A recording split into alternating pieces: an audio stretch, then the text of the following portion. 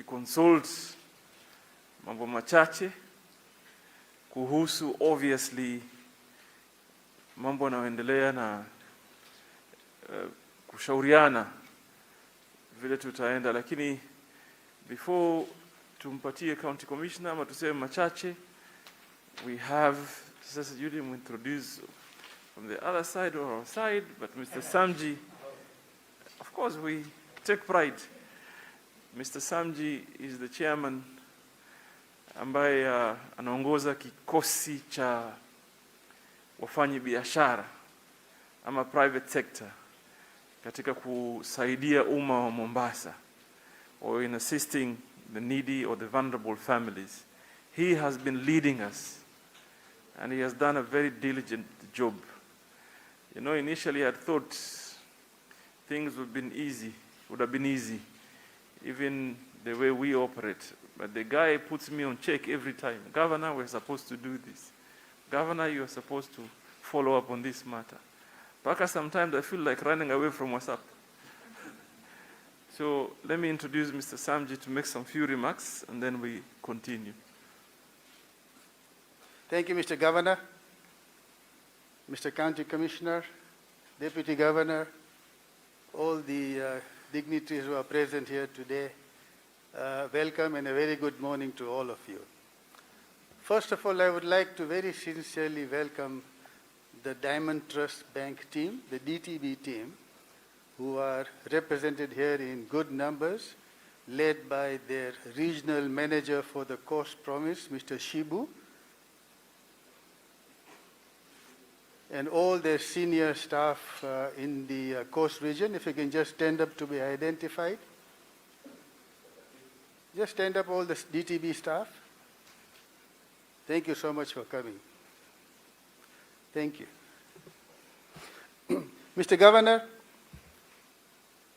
you have given us a very formidable task to this committee to make sure that we raise enough funds to feed 227,000 households, provide water to people in the outlying areas who have no access to water, and also to do certain health facilities in terms of equipping them with monitors, beds, mattresses, etc. We are very fortunate that the food exercise has started in a big swing, and I would really like to thank the two chairmen of the food committee, led by Mr. Mohamed of Red Cross and Mr. Dennis Leva, the county secretary, for doing an excellent job so far. We have managed to reach about 30,000 households so far. As far as water is concerned, we've already got 3 donors for large boreholes, aquifers as we call them. One was donated by the Rotary Club of Mombasa, and today we'll be witnessing 2 donations for 2 boreholes from the DTB Bank. We've also been very fortunate that the first COVID-19 patients ward was started at the Technical University of Mombasa, again through donations from well-wishers and all the private sector. I really want to compliment DTB on one thing. As you know, all the international companies and banks who are stationed in Nairobi have given in large numbers to the National COVID-19 Fund in Kenya. DTB is no exception. They gave 50 million shillings to the National COVID-19 Fund. We have challenges here because when we approach the donors, we are always given the answer that we have already given to the National Fund. So I would like to appeal here to the private sector. Look at the example set by DTB. They gave 50 million shillings to the National COVID Fund, and they're giving us 10 million shillings today. So I really want to compliment them, DTB. And by this exercise, I want to appeal to all the other private sectors who may have given to the National COVID Fund. Don't forget that you have your base in Mombasa County as well. You have your institutions. all the banks are here, all the big companies are here. Mombasa County needs your support as well. So this is my appeal to the other big organizations who may have given to the National Fund. Please support the county fund. I just want to thank once again the Governor for initiating this particular program much earlier than any other county in Kenya. And you can see that he has been forthright and forthwith in ensuring that this pandemic curve is flattened as quickly as possible. Unfortunately, we are the second largest county in Kenya to be hit by COVID-19 positive, but I think inshallah with God's will, we shall succeed, and in no time, things should be back to normal. So DTB, for your donation of 10 million shillings, 5 million for the borehole. The 2 boreholes will help 20,000 people to have access to water. And for your generous donation of the food parcels, as you can see, which are being displayed there. Thank you so much. Asante ndugu mwenyekiti. Najua ukitizama takwimu za pwani kwa jumla za kiuchumi, utaona tathmini yake ni kwamba inategemea pakubwa katika kieka uchumi cha huduma, na hiyo inaenda sambamba na mlolongo wake wa thamani. So utakubaliana nami kwamba watu ambao wameathirika na janga hili wako nambari kiasi kikubwa, watu ambao wanahitaji, watu ambao wanastahili kupata msaada, kupata mwelekezo, kupata ushauri, wako nambari kubwa.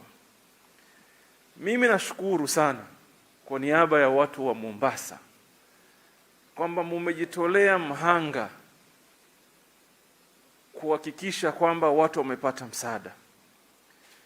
Na hayajesha hapo, ni kwamba kila siku kila mtu anauliza ni lipi la ziada anaweza kufanya kuona kwamba janga hili limetuondokea. So tuko na furaha kwamba tumeweza kuja pamoja, kwamba sio mazungumzo ambaye hayawezi kuunganisha watu kwa sababu ya janga la maradhi, lakini ni kwamba watu wa Mombasa wameweza kuja pamoja, hasusan kuangalia ni mbinu gani kabambe zinaweza kuwekwa katika msururu huu wa kuhakikisha kwamba tumefanikiwa kupigana na hili janga, na tunaendelea vizuri. Swali ambaye mimi nataka niwaombe, kando kuwa tunawashukuru kwa msaada wenu na ushirikiano wenu, nataka niwaombe haya yote ambaye yamefanywa, haya yote ambaye yanaendelea kufanywa, hata haya yote ambaye yanamfanya county commissioner anakaa macho usiku, haya yote ambaye yananifanya mimi nakaa macho kwa muda mrefu, haya yote ambaye yanafanywa na Abdul Samji kama mwenyekiti wa kamati ya wafanyi biashara, haya yote ambaye yamekufanya wewe uje hapa, kuna yale ambaye sisi tunaweza kuyafanya. Sisi tunayo yale ambayo tunaweza kuyafanya, na tumeyafanya vizuri tu. Kiangalia matibabu tumeweka, tunashukuru Mungu mpaka sasa hatujatumia idadi ya kikamilifu katika hospitali zetu. Hakuna siku ambayo hospitali imejaa mpaka tukasema hatuwezi, kwa sababu tuko na idadi ya kutosha na ziada, na tumejipanga kwenda kwa nambari hata zaidi ambayo inahitajika sasa. Ukiangalia mpango wa kusaidia watu vyakula Na kwa mara ya kwanza katika taifa letu ni kwamba chakula kinagawanywa bila watu kupangishwa msururu. Nenda tu sawa, mtu anakubishia katika nyumba yako na unatambulishwa na unapawa ile ruzuku ambaye Mwenyezi Mungu ametuwezesha tukuletee. Hayo yote yakishafanywa, mimi ukiniuliza nitakwambia ni takriban 10% ya mafanikio vita dhidi ya janga hili. Haya yote ambayo unaona sisi tunafanya ni 10%. 90% iko mikononi mwetu sisi wote.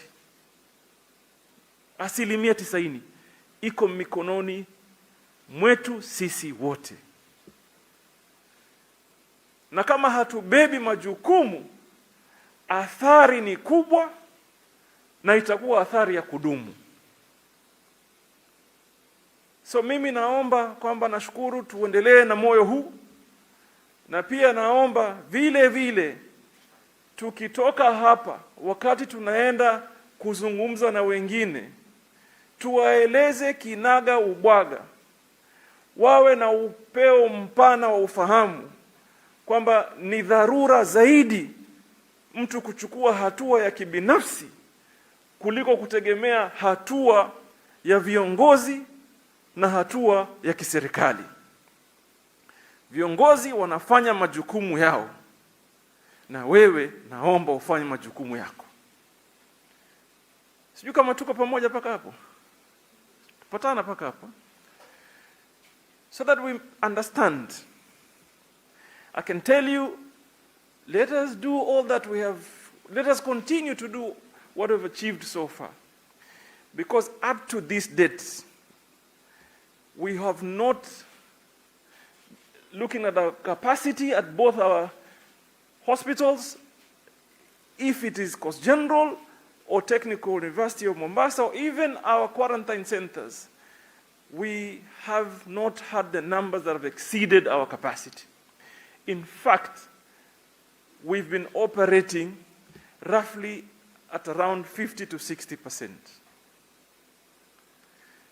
This should tell you that we are prepared. Indeed, we are prepared.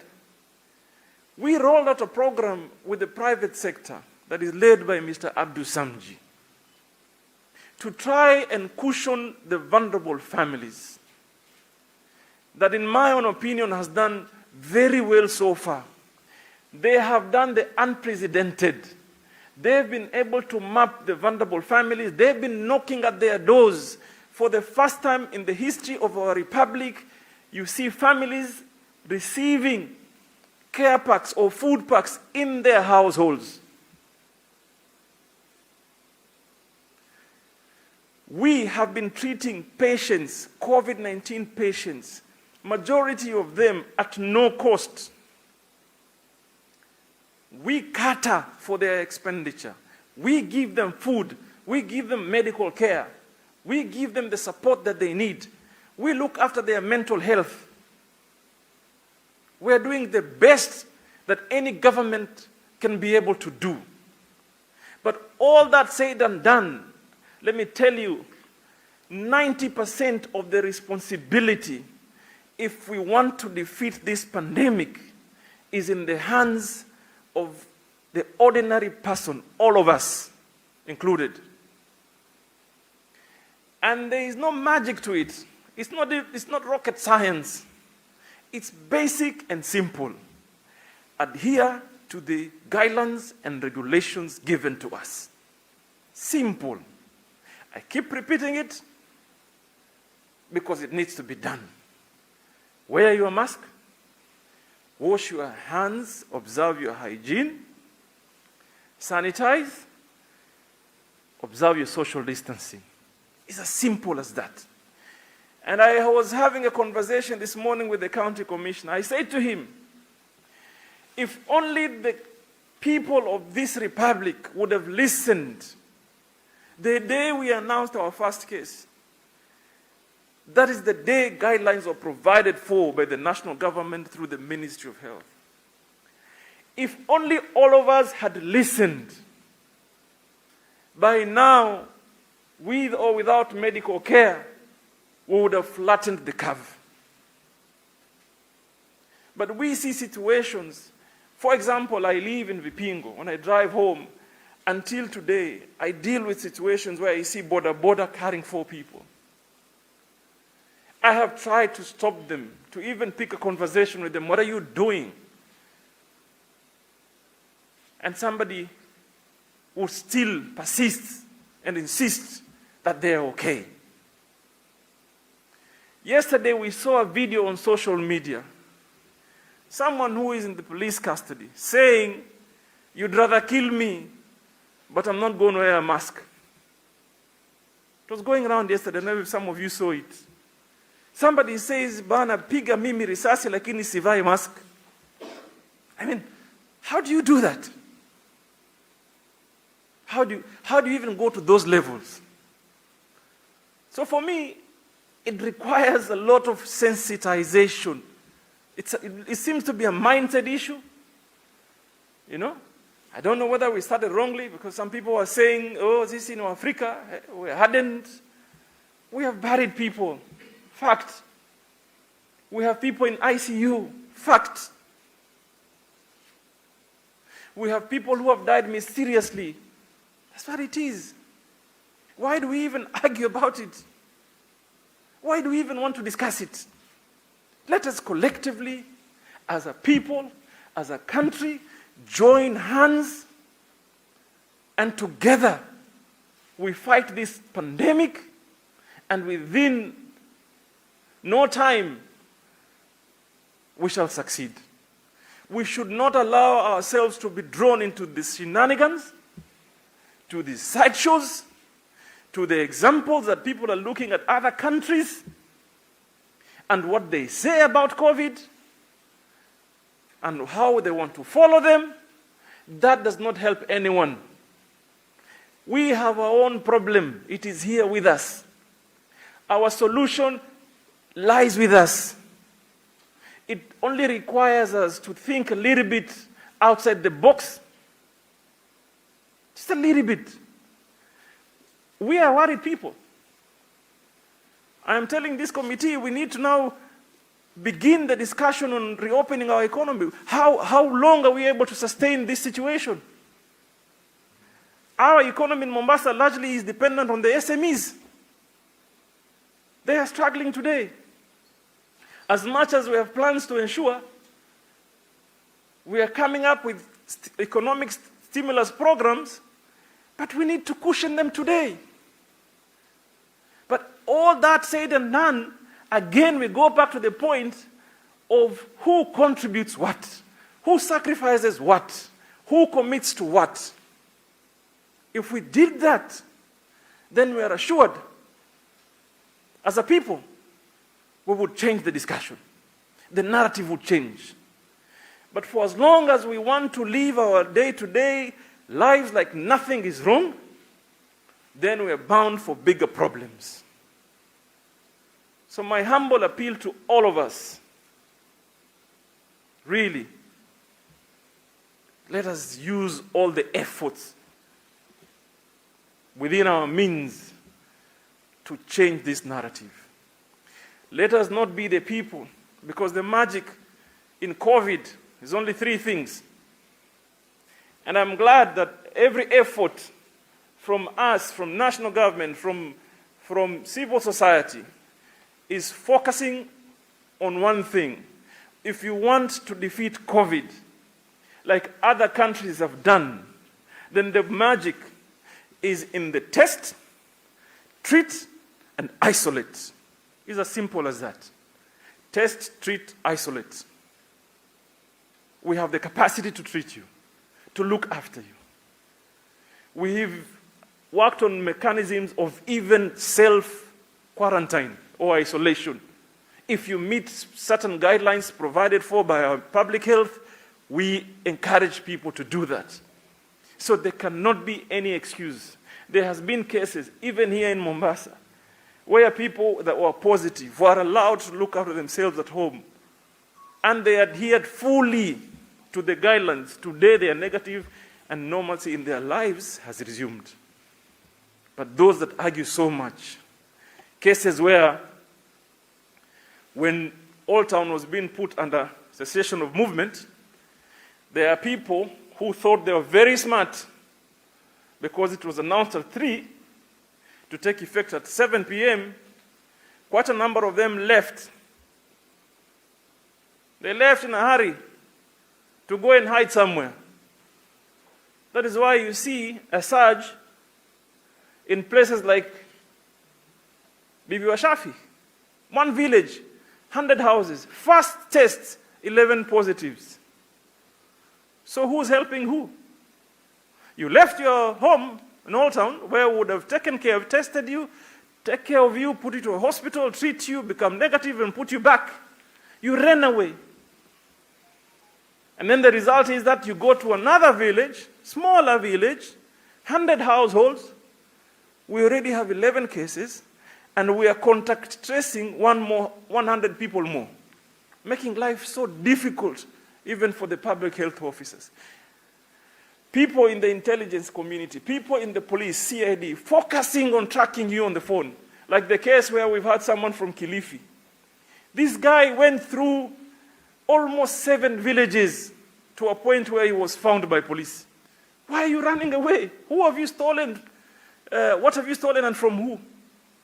That you need to hide. You become a fugitive because you suspect you could be corona positive. Surely, what is wrong with us? What is wrong with us? Someone has moved from Mtwapa, Shumboroni, Mazeras, Mariakani. Every night they spend somewhere else only to run away from being treated for COVID. Who does that? How? So we've seen such cases. Ndio maana tunaomba watu, tafadhali, I keep insisting, COVID-19 is not criminal, is not a curse, is not a shame. It's a flu that can take your life, or you can be treated and go back kwa maisha yako. That is one point. And the other dangerous point that I see here, or the notion in the minds of our people that keep saying, mimi niko strong, haiwezi nichukua hii. The problem with COVID-19, it is never and it's never going to be about Mimi or I. This is we problem. Because you could be asymptomatic. God has blessed you. Wonderful immunity. And nothing happens to you. Not even a headache. Not even a cough. Because you're asymptomatic, you're strong immunity, you're okay. But the danger is that you interact with people. You will go and pass it on to someone with a weaker immunity or someone with a pre-existing condition. And globally, if you follow through the conversations on COVID-19, survival rate for people with preconditions, pre-existing conditions, the highest is in any country is 20%. You can go and do your own research. 20% is the highest success rate in treatment. 80% people die. So, ni nini tunafanyia mtu? Ama unajifanyia mwenyewe, unajifanya ujipige kifua, mimi niko strong, baadaye umpatie mamako, babako, Probably they've aged a little bit, your neighbors. And you look at the miaka watu ambao wamefariki, wako wadogo pia, weaker immunity. So I appeal to all of us, let us not tire. Let's continue with the discussion. And I'm glad Nairobi University or University of Nairobi is here. I appeal that maybe we need to do a bit of research on the mindset of the people. We have partnered with you in many instances, so this one, also maybe we need to work on something. We need to get to understand, why do we think this way? Tutafanya nini tubadilishe mawazo ya watu? Na nishukuru pia DTB, niambie kitu kimoja.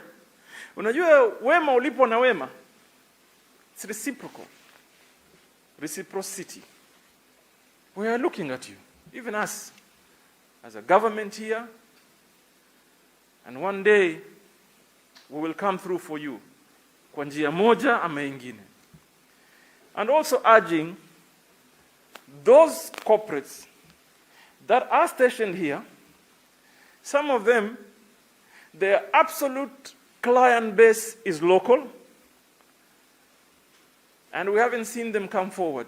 We are appealing. You are doing it for humanity. Please come forward. And I understand many of them would say we are contributing to the national fund, which is fine. We encourage you to do that. But also don't forget where you are hosted. And realistically look at the numbers also. This should help you to make a decision on what needs to be done collectively as a people. So without much ado, nisiongee sana, notie hapa. I want to invite my co-chair, Mr. Kitio, a wonderful guy. We consult a lot on what needs to be done in Mombasa and even help others outside Mombasa. And then we can take any suggestions or questions from everybody. Asanteni. Thank you very much, Honorable Governor, Chairman Mr. Samji, all protocol observed. Good afternoon. I'll be very brief. First of all, I want to thank DTP and University of Nairobi for your donations. We are receiving them with open hands, and it will be used for the purpose for which it is intended to. Asanteni sana kwa hayo. Naona Diamond Trust Bank, you have given us 10 million. University of Nairobi, 118 bales of maize flour and 40 cartons of sanitary towels. Asante sana kwa hiyo msaada. We have a wonderful team which is in charge of these donations, chaired by Mr. Samji and distributed through Red Cross and Aki Africa, plus other partners. So don't worry at all. They are in very safe hands, and they will reach the destination which is intended. I'll say very briefly, because the governor said most of the things. What I want to say is we should have hope. Let us have hope. We have committed a number of errors as Kenyans. These are errors of omissions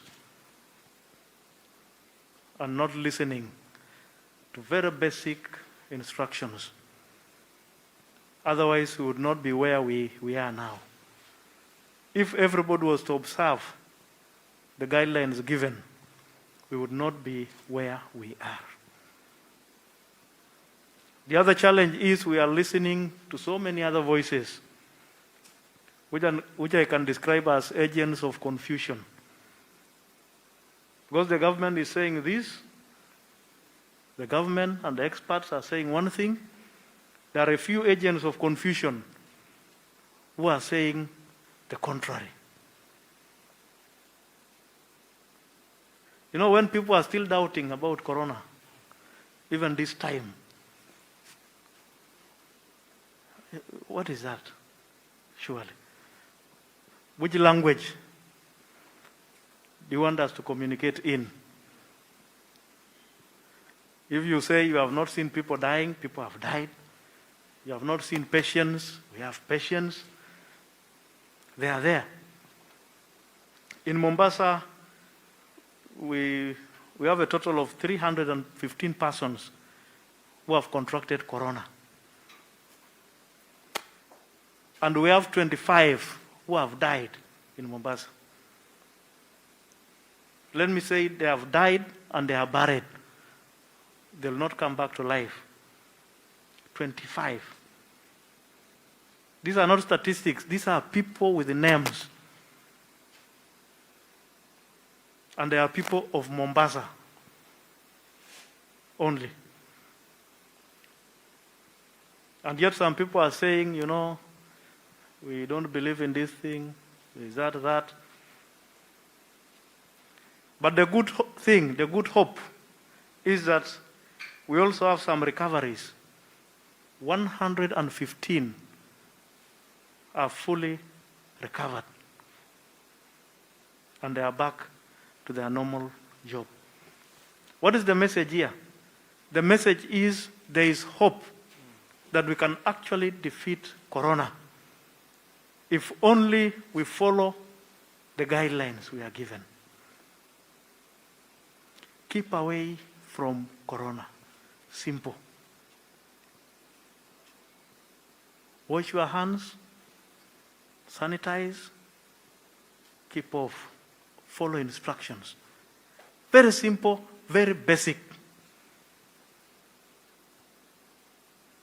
But why are people not listening? Because of what I have mentioned, so many agents of confusion, people who think they know, and they don't know. The effect of this Corona business in terms of the economy is so huge. It might even be felt some years down the line. Because so many people are out of their jobs. Offices are not working the way they are supposed to work.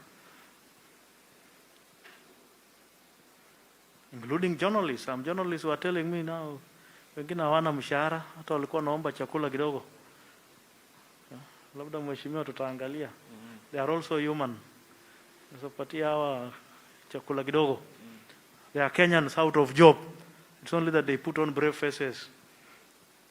But I can tell you, the problem is there, but there is hope that if we work together and people listen, actually Corona can go away within a very short time. It is not as complicated as Ukimwi and others. The way the governor said, the government has done its part. The government and partners have done their part. If it was a score, I would give it an A for effort. But some of our people, it's a disaster. Disaster. You can imagine when it reaches a situation where a whole place like Old Town, people are locked in like goats. Fungiwa wasitoke. And these are humans who can just avoid this thing. Look at Isili. People have to be locked in because they are not listening. They are not listening. And they will kill everybody. On our part, we have tried our best. The governor of Mombasa has initiated this program of getting as much food and other basics as possible so that people can stay at home. And it has actually been distributed to them. Unfortunately, most of them are not staying at home, even despite getting that. There are so many messages out there on awareness, trying to tell people what to do, but most of them are not doing it. For those of you who have used the ferry lately, we are there throughout to ensure there is some order. The government has added another ferry, which is there. But it all comes to zero if people go back home and mingle the way they want. It goes back to zero. So the question is, what language do we use? And we don't want to give up on hope, because we must have hope. We must have hope. And to me, I believe we shall succeed. Let everybody play their part. Let our people also play their part. Don't listen to agents of confusion, because they will confuse you even more. And let people cooperate. Right now we are testing drivers of long distance, those who are taking lorries across the borders, the trucks across the borders. They are being tested.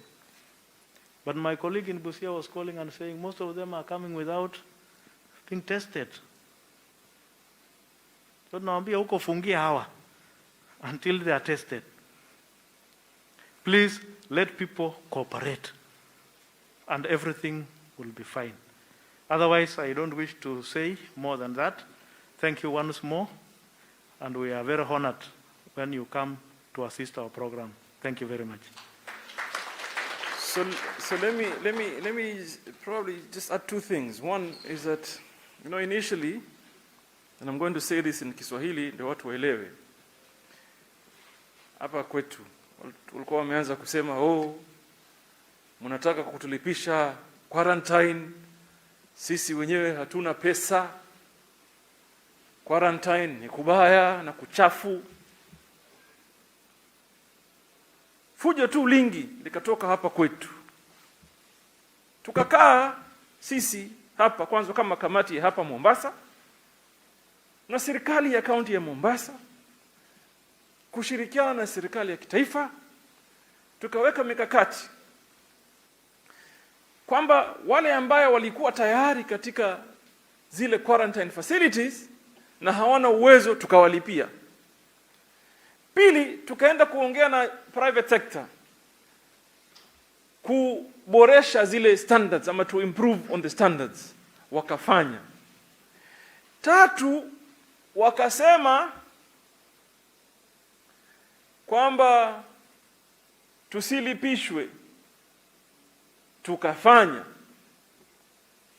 Tukaona kwamba sasa zile issues ambao walikuwa wanasema tumeziaddress, kwamba hakuna tena sababu. Mlikuwa mnasema mambo mengi, sijui uchafu, pesa, chakula, hayo yote yakafanywa. Wakasema tunataka tukae quarantine majumbani kwetu. Tukakaa kama kamati, tukakubali pia kwamba ukiwa utapata masharti haya, uyafuate tu masharti haya, uweke chumba chako, uangalie usitoke ndani ya nyumba, usitangamane na watu wengi ama watu katika nyumbani kwako, ujifungie chumbani. Tukakubali hayo.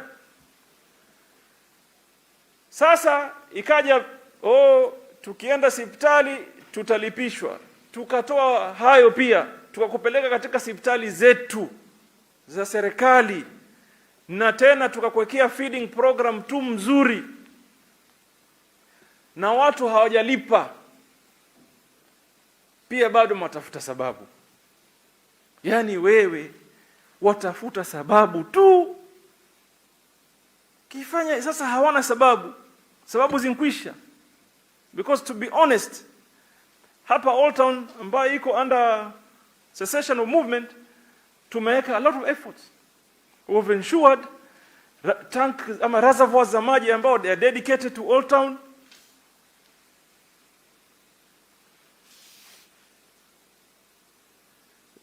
Tumeensure kwamba zile maji ambao the reservoirs that are dedicated kwenda Old Town, they are always full. Watu wanapata maji. We have even enhanced the care pack, because tuliona wengine wanasema Ramadhan nini, and we understood because eco cessation of movement we may need to enhance, which we did.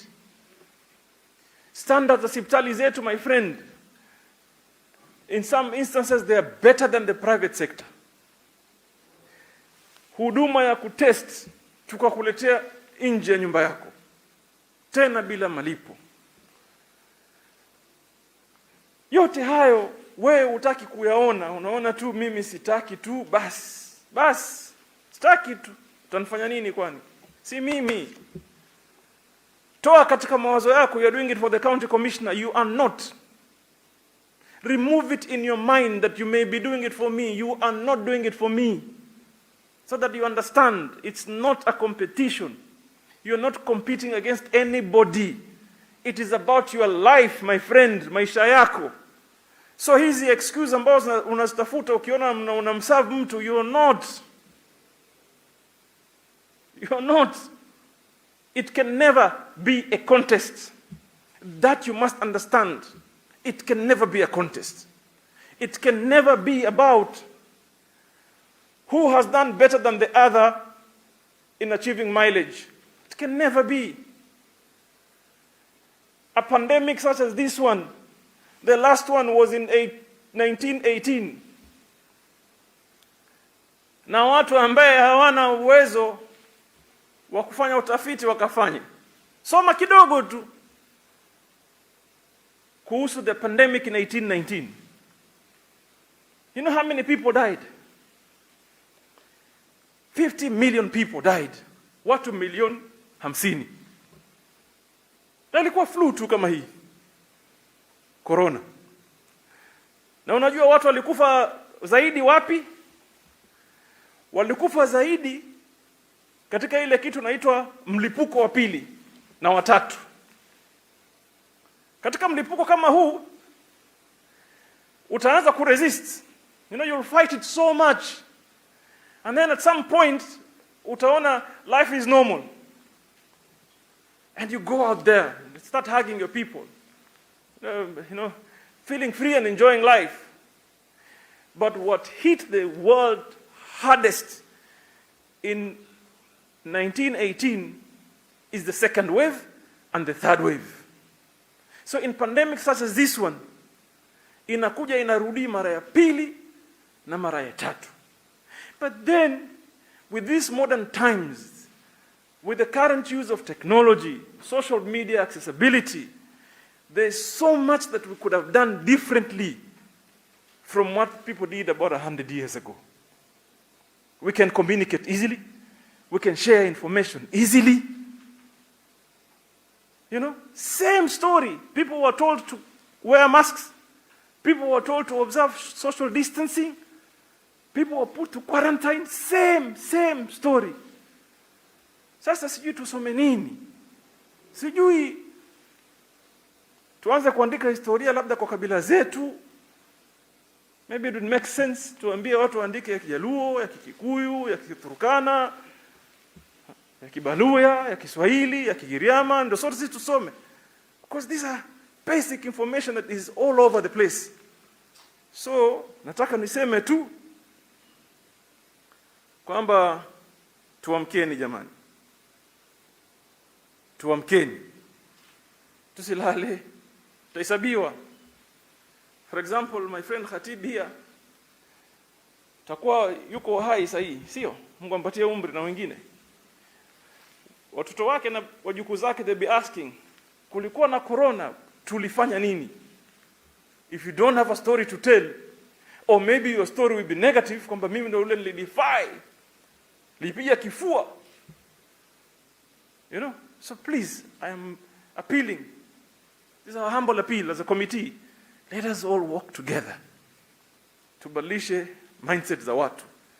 Na si mambo ya pesa. Si mambo ya pesa. Kwa sababu today, if you went to a private hospital, I know one here, when they receive a COVID patient, you have to pay a deposit of 500. Here, a private hospital, I know it. And then after a few days, you add another 500. There's also another private hospital. When you go in and you're a COVID patient, because the demand that you go with are so huge, you pay a deposit of 1 million. But we have the county facilities that are ready to treat you at no cost. Ingia tu, tukupokea, tukutibu, tukurudishe katika jamii. Shida yako nini? Shida yako nini? Mbaya hata hutaki kuelewa. Lakini sitaki kusema tu hapa, nimeambiwa kwamba we're going to flag off the trucks. These ones. Or you want to accept the donation or DTV to speak? Yeah, we accept the donation from DTB, from Nani, and then I got this note and kidogo ni changanya. But let's first of all accept the donations. Tuseme asanteni, DTB. I bank with you. You know, Samji is the one that recommended DTB. Then I came, you gave me a loan at some point to buy something. So I bank with you. I'll continue personally to support you. University of Nairobi, you've been our partners. Let's keep the fire burning. Tungangane, tufanye research kidogo ya watu wetu. So we can do that, isn't it? Tuangalie shida iko wapi. Mr. Samji, we continue to pray for you. You will always be in our prayers. You and the entire team. I see Mahmoud is here, Faraj, and other members of the team. We will pray for you. I see them out every night. I think Mahmoud, if your wife does not call for a divorce, then she truly loves you. There is no night I've not seen you out there for the last month or so. Faraj, you are the smart one. Ujamaa amemuingiza wife box. So behind the scenes, the wife is working for the committee. So akionekana hayuko niko kule committee. So niseme asanteni tu sana. DTB, thank you. University of Nairobi, thank you very much. We assure you every penny or investment you've put in here shall be diligently used, prudently used. Asanteni sana. May God bless you.